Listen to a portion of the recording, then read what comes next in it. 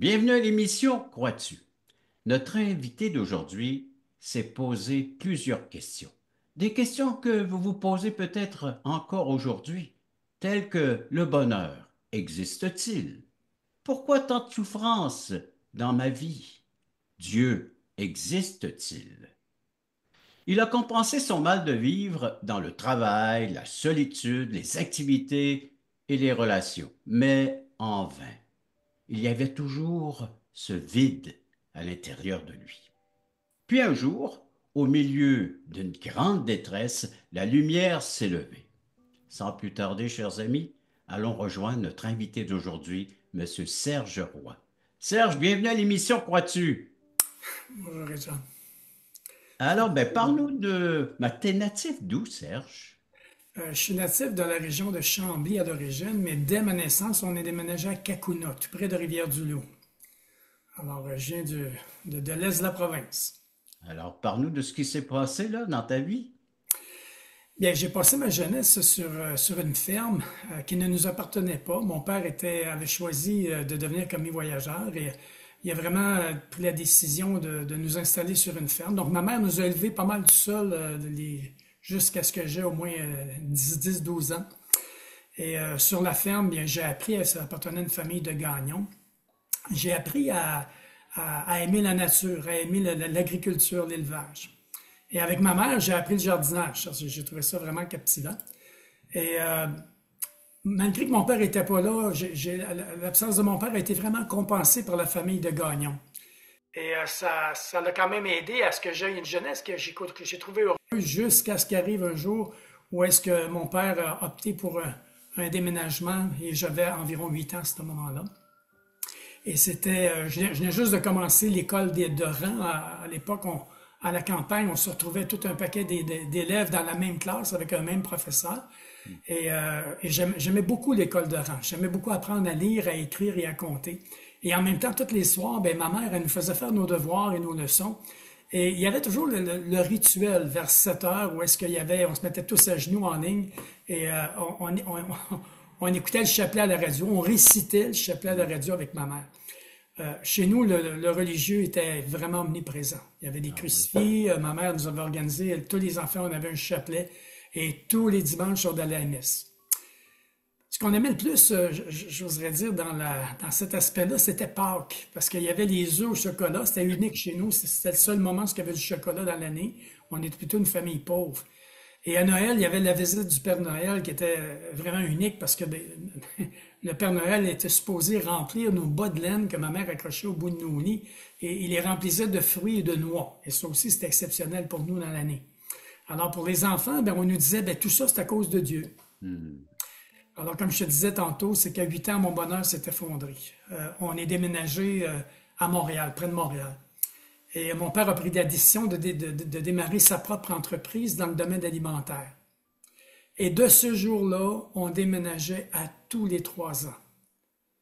À la maison, bien, l'atmosphère était beaucoup plus tendue. Et il n'y avait pas de démonstration d'affection, c'était plutôt absent. Les fins de semaine et les étés, j'aidais mon père pour payer, comme il disait, mon pain et mon toit. Hmm. Et mon père était dur et exigeant avec moi. Et il me disait souvent, écoute, tu comprends rien, tu ne feras jamais rien de bon dans la vie, là. Et à chaque fois qu'il me disait des choses comme ça, pour moi, en étant un jeune enfant, un jeune homme, c'était comme des coups de poignard. Je me demandais toujours, mais pourquoi papa il m'aime pas? Hmm. Pourquoi il est jamais content? Pour me faire un petit peu d'argent de poche, je servais la messe en latin. À l'époque, c'était en latin. Je ne comprenais pas ce que je disais, mais je récitais ça par cœur. Et je servais la messe tous les matins à 7 heures le matin. Et je faisais à peu près une demi-heure de marche pour me rendre à l'église, puis après ça, je m'en allais à l'école. J'avais un mal de vivre profond quand on est allé à Montréal. J'ai eu une nostalgie de la campagne pendant plusieurs années. Pour survivre, je m'isolais souvent en forêt. J'aimais la nature. À 10 ans, j'expérimente 2 semaines de camping sauvage au Mont-Saint-Bruno tout seul. C'était comme des moments d'aventure pour moi. Ça me faisait vraiment beaucoup de bien. Et j'ai toujours continué à me réserver de cette année-là, de l'âge de mes 10 ans et la suite, 2 semaines de camping nowhere, du camping sur le pouce. Et j'ai été aussi loin que Saint-Gabriel de Brandon, Ozable Chasm aux États-Unis, dans les Adirondacks, que Ah je me suis rendu oui. au parc du Mont-Tremblant. Et je me sentais revivre quand j'allais dans le bois. C'était comme si Dieu était là, dans cette nature-là. J'aimais vraiment beaucoup ça. À 10 ans, bien, j'ai découvert l'amour sentimental. Je rêve de cette jeune fille que je suis tombé en amour et je lui écris des poèmes. On marche main dans la main pour se rendre à l'école. C'est vraiment wow dans ma vie. Ça a mis de la couleur. Ensuite, la TV est rentrée chez nous. Ah, ça, c'est la vie de famille a vraiment basculé à ce moment-là. On était tous comme hypnotisés par cette boîte-là. On la regardait du matin au soir au début, en tout cas au moins les premiers 6 mois. Bobino, Capitaine Bonhomme, Les belles histoires des pays d'en haut, etc. Et on avait 3 postes un peu enneigés, mais Oui. on était 8 décideurs avec mes parents, donc ça a ajouté pas mal de troubles dans la maison. Un jour, j'ai vu des photos de nudité dans l'allopodis de mon père, que mon père laissait traîner d'ailleurs. Et je me cachais pour regarder ces images-là. J'étais attiré et troublé à la fois. Ça me rendait anxieux car ces images-là me revenaient dans mes pensées. Je ne savais pas trop à qui en parler. Je ne savais pas trop à qui parler de ce que je vivais. Ça me troublait. À 14 ans, je veux devenir médecin. Là, la pensée d'une carrière, et j'ai vraiment à cœur de devenir médecin. Donc, j'entreprends mon cours classique qui était nécessaire pour l'université à l'époque. Et je commence à Québec. On restait à Québec à ce moment-là. Je me fais un ami qui s'appelle Richard, un voisin un peu plus vieux que moi, avec qui j'ai découvert les plaisirs des sports, ce qui était nouveau dans ma vie. Et lui, il me parle des filles, il me parle de la sexualité aussi. Et en l'écoutant, sans trop qu'il sache, il m'a vraiment fait réaliser que ce que je vivais était normal. Et à Hmm. partir de ce moment-là, l'anxiété que je vivais par rapport à l'aspect de la sexualité est disparue.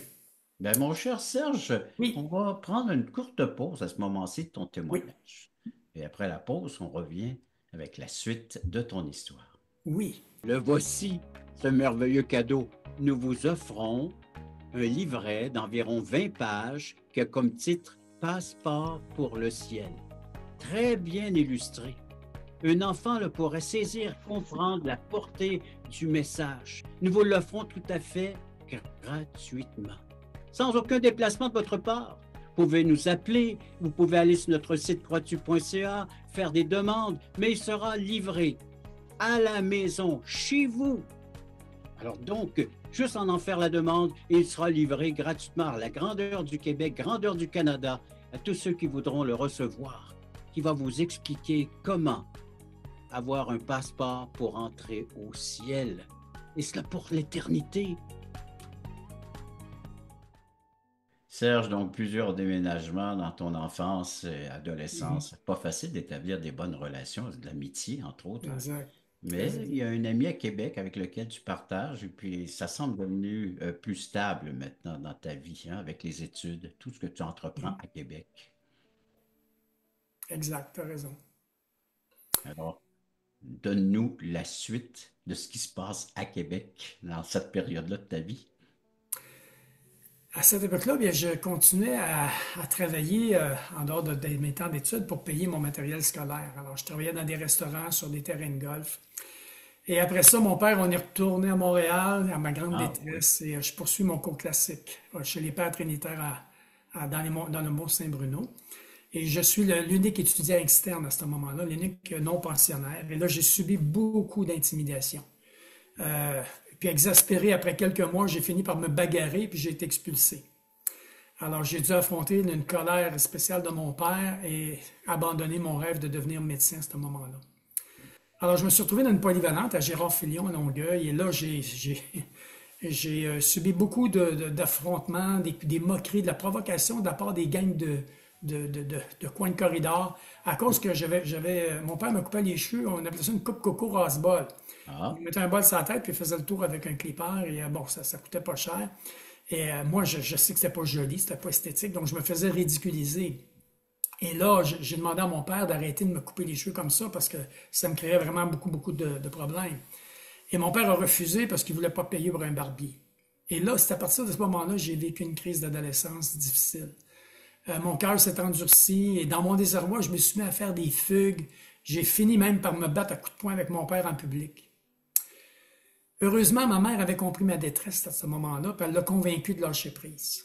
Et finalement, il a accepté que j'ai les cheveux un peu plus longs, puis j'ai commencé à me faire des amis, ça a commencé à aider à ma situation. À 16 ans, ben là, j'ai ma crise existentielle.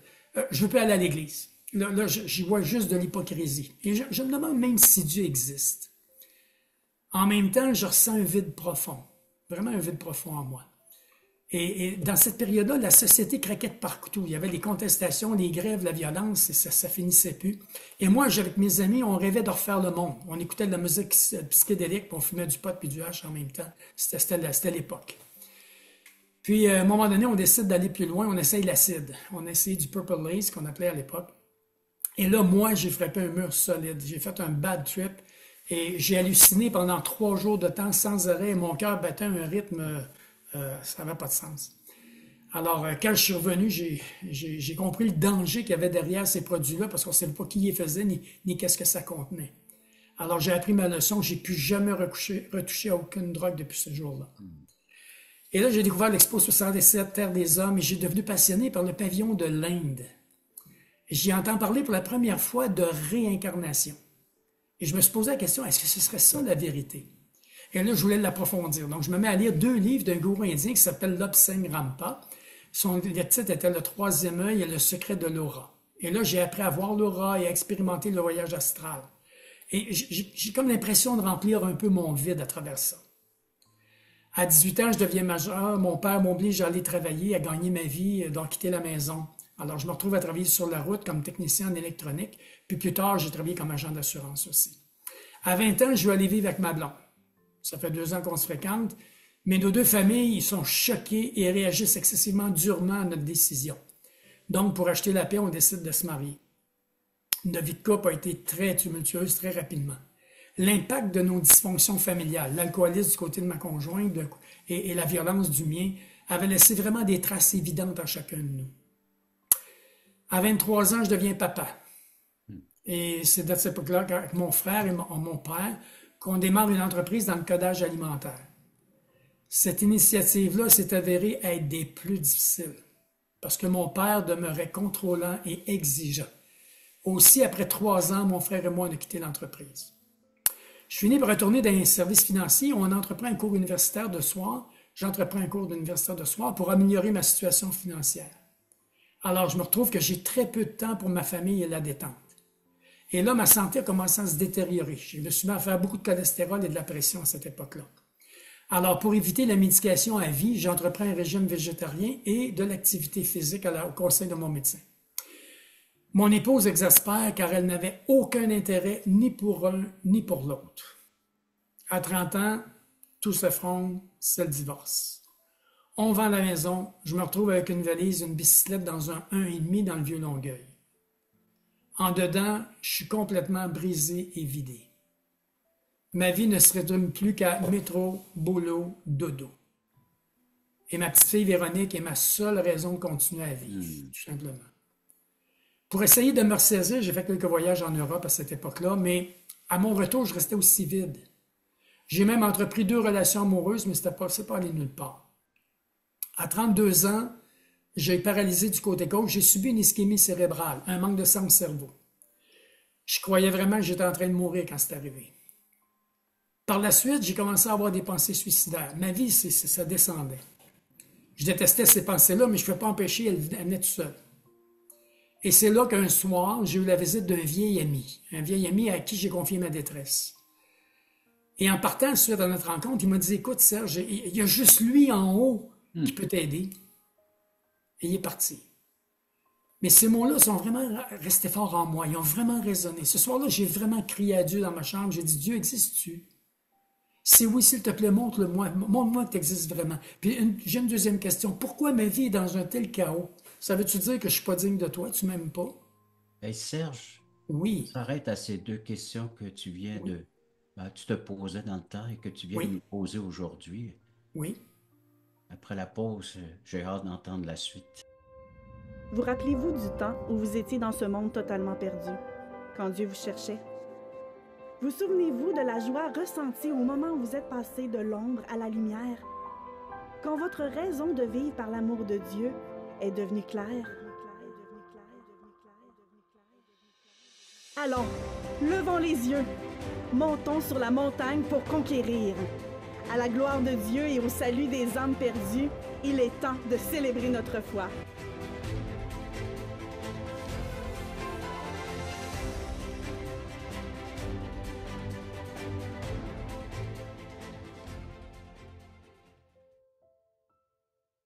Serge, alors t'es démoli, malgré toutes les connaissances, le bagage de ton savoir, l'expérience, aussi, Seigneur, t'a donné le fait de pouvoir vivre.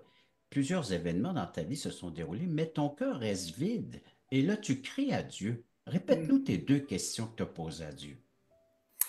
La première, c'est Dieu existe-tu? Et si oui, tu existes, s'il te plaît, montre-le-moi. Fais quelque chose que je puisse réaliser vraiment que tu es là. Et la deuxième chose, pourquoi ma vie est dans un tel chaos? Ça veut-tu dire que je suis pas digne de toi, que tu m'aimes pas vraiment?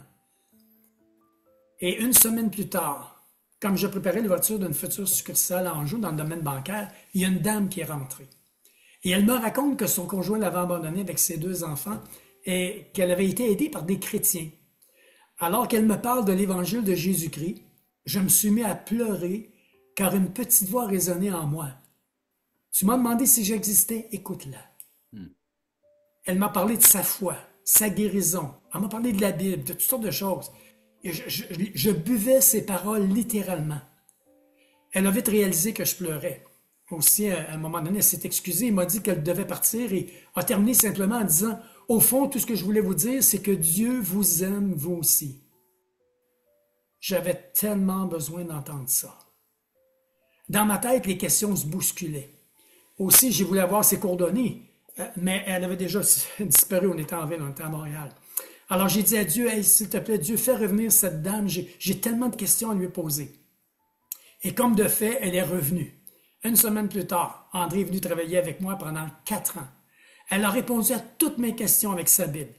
Elle m'a dit que Dieu nous a créés à son image, par amour, qu'il désire avoir une relation avec nous. Alors je lui ai demandé, mais pourquoi si l'amour est à la base de la création, notre monde est tout à l'envers, c'est plein de violence et toutes sortes de choses. Et c'est là qu'elle m'a expliqué que le premier couple, Adam et Ève, a choisi librement de désobéir à Dieu. D'ailleurs, comme on le fait nous-mêmes aujourd'hui encore. Dieu appelle ça le péché. Et c'est ce qui nous sépare de lui. Elle m'a cité Romains 6 au verset 23 qui dit « Car le salaire que paie le péché, c'est la mort, c'est-à-dire la séparation d'avec Dieu. Mais le don de Dieu, le don que Dieu accorde gratuitement, c'est la vie éternelle dans l'union avec Jésus-Christ notre Seigneur. » Elle m'a dit que Jésus est le remède de Dieu à notre aveuglement et notre misère. Que par sa mort sur la croix et sa résurrection, il a créé un pont entre le ciel et la terre, autrement dit entre Dieu et nous. Et là, elle m'a cité Jean 3, verset 16, qui dit « Car Dieu a tant aimé le monde qu'elle a donné son Fils unique, afin que quiconque croit en lui ne périsse point, mais qu'il ait la vie éternelle. » Alors Jésus, le Fils unique de Dieu, elle m'a dit « Et il n'a jamais péché. Il est mort sur la croix à notre place. C'était nos souffrances et nos péchés qu'il a portés sur lui. » En fait, Jésus est le cadeau de Dieu. Il nous suffit de le recevoir, de le prendre. Et c'est ce qu'elle avait expérimenté. Alors, j'étais ébahi de sa connaissance du livre de Dieu et des explications tellement claires qu'elle me donnait. Elle m'a invité à son église et je suis allé. Ah, je voulais tellement savoir plus. Sauf que j'ai eu une surprise. Première des choses, et il manque de place. C'est plein de monde. Il y avait même du monde debout dans la salle.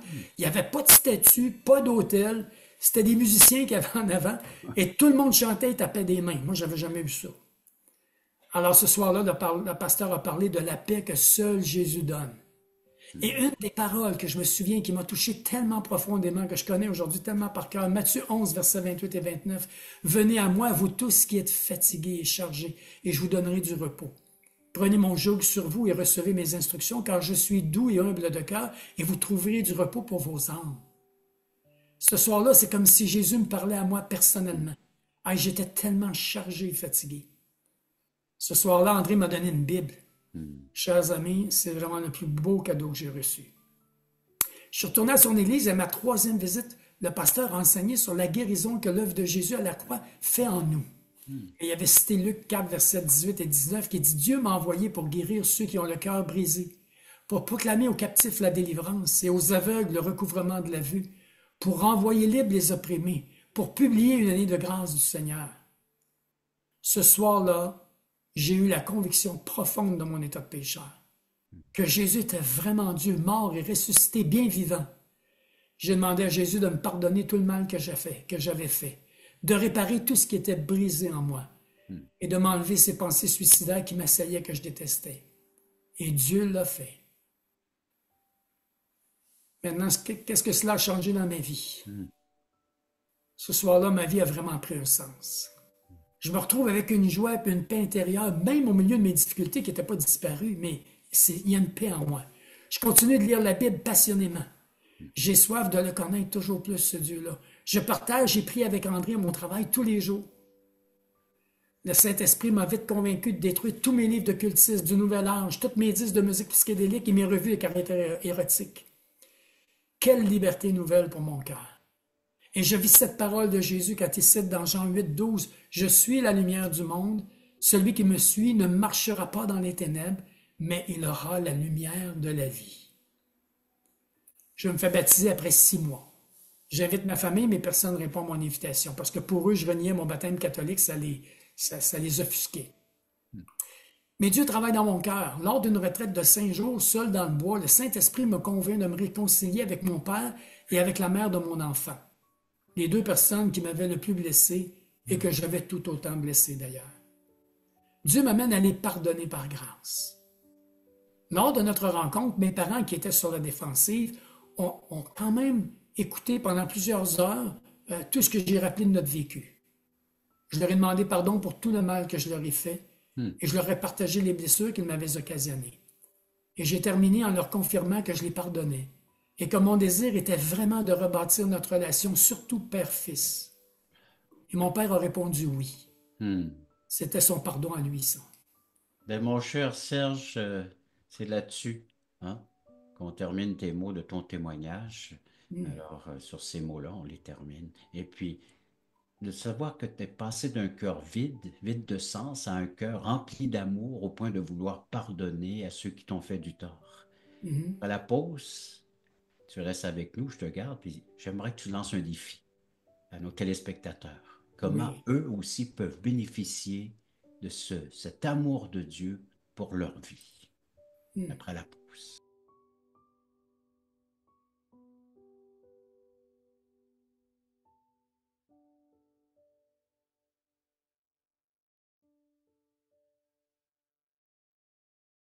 Le samedi 11h30, Crois-tu vous invite à regarder les témoignages vivants et percutants qui nous ramènent à l'essentiel. Nos invités vous dévoileront comment le Seigneur est entré dans leur vie.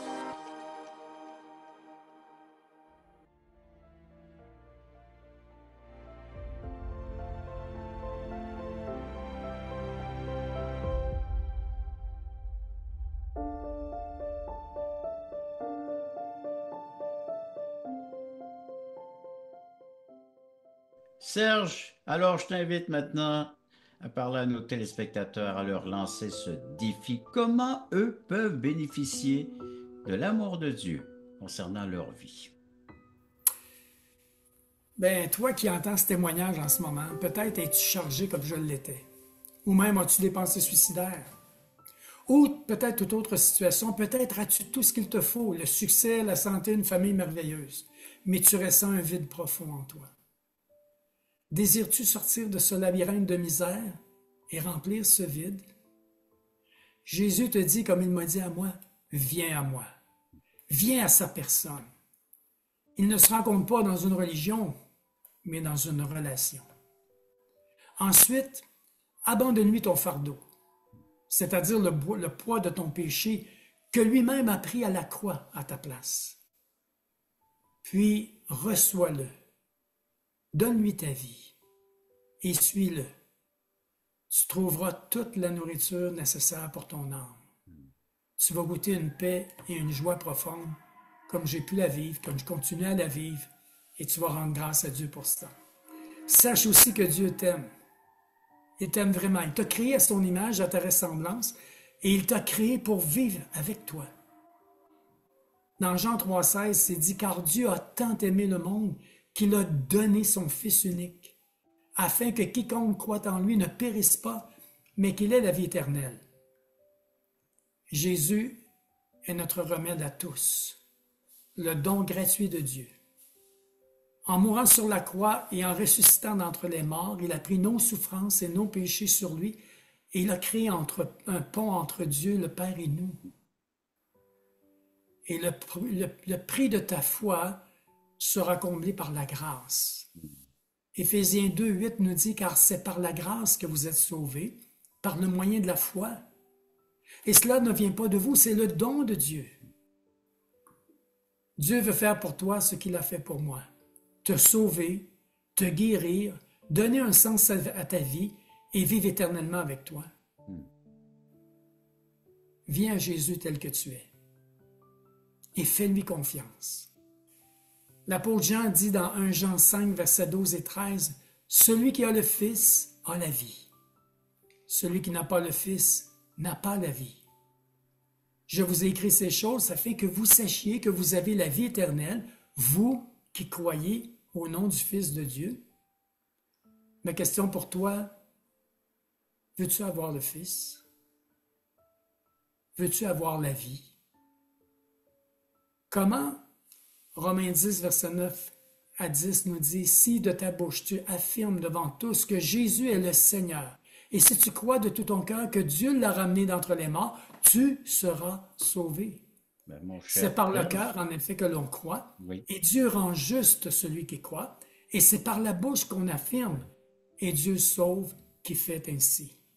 Malheureusement, là, c'est tout le temps que nous avions, mais l'invitation est lancée et je peux juste poursuivre en disant aux gens, si vous avez des questions comme ça, j'en avais, bien écrivez-nous ou appelez-nous, notre plateforme croatu.ca, le numéro de téléphone à l'écran.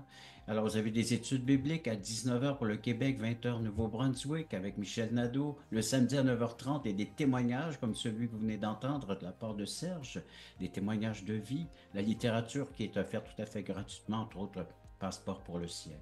Voilà nos services, nous vous les offrons tout à fait gratuitement à vous de communiquer avec nous. Serge, merci de ta participation à l'émission et merci à nos téléspectateurs d'avoir été à l'écoute de cette autre émission, Crois-tu?